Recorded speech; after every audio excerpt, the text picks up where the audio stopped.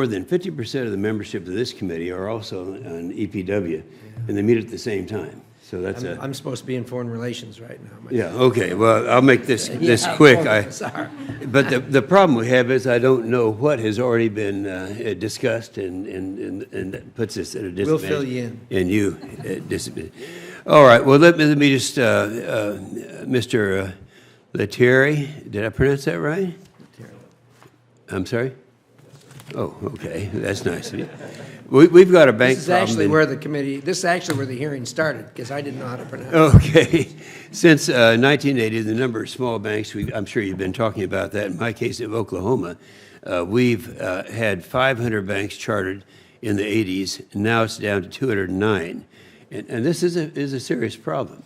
And the Dodd-Frank has made it a lot worse. If you ask any of our people in Oklahoma as to what is mostly accountable for it, they will say Dodd-Frank. And I would ask you the question: have you seen this as well, and or have you already discussed this in a lot of detail before my arrival? We did discuss it in some detail. I'm happy to address it again, though. Yeah, but Oklahoma is not alone. It's not alone, no. I mean, this is something we see industry-wide. It's also a trend that in some ways predates Dodd-Frank, so I think we should be careful to separate out some of the component parts of this. Some of it is a trend more broadly in the economy towards market consolidation. Some of it is a different regulatory environment. Across the board, you hear small and community banks saying their compliance costs have gone up, and that's obviously an issue and a disadvantage. Part of it's a low interest rate environment. Part of it's a demand environment that's different. So all of those things contribute and should be considered kind of separately but relatedly. Well, good. And Mr. Chairman, I have a letter here from our community banks and our Oklahoma Bank Association. I want to be made a part of the record in this at this hearing. Thank you, Senator. So ordered.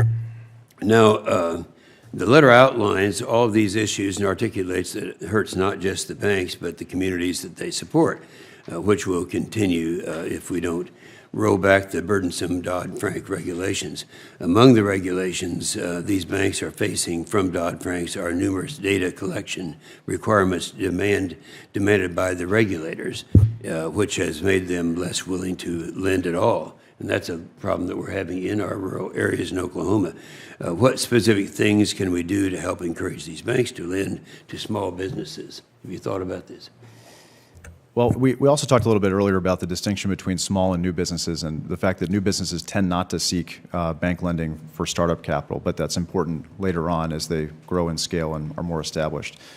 So again, it's a demand environment that's weak, as well as a regulatory environment that's more pervasive. And the way I would think, at least the way that I personally think about regulation, it's a lot like antibiotics. They're very important, but overprescription tends to be harmful.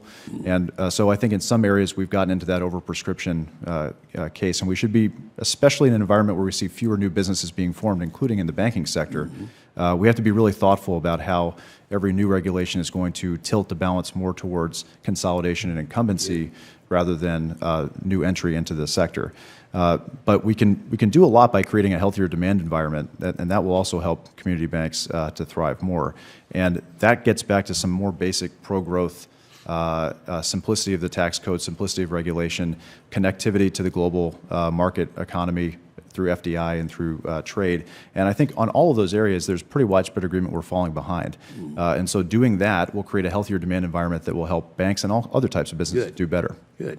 That is good. You know, I just came from the meeting in Environment Public Works, and it seems one of the criticisms I had with the previous administration was the overregulation.